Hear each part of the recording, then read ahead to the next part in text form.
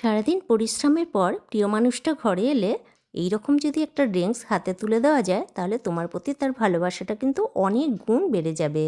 তাও যদি আবার এই রকম স্পেশালভাবে তৈরি করা হয়। তো চলো দেখে নেওয়া যাক। প্রথমে আমি দুটো বেলকে এইভাবে ফাটিয়ে নিয়ে চামচের মাধ্যমে তার ভেতরে অংশটাকে এইভাবে তুলে নেব একটা পাত্রের মধ্যে। তারপর কিছুটা জল দিয়ে এইভাবে কষলে কষলে তার কাতটা বের করে নিয়ে অন্য একটা পাত্রে একটা স্ট্রেনার দিয়ে এটাকে ছেঁকে নেব, কেন এর বেলের মধ্যে থাকে অনেক দানা এবং আঁশ।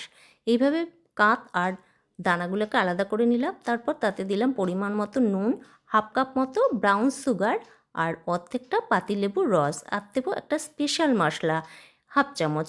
সেটা হচ্ছে গোটা জিরে, ধনে আর মৌরিকে আমি ড্রাই রোস্ট করে মিক্সিতে পাউডার বানিয়ে রেখেছিলাম। এরপর চামচ দিয়ে পুরোটাকে ভালো করে মিশিয়ে নেব যাতে চিনিটা, নুন, মশলাটা ভালো করে মিশে যায়।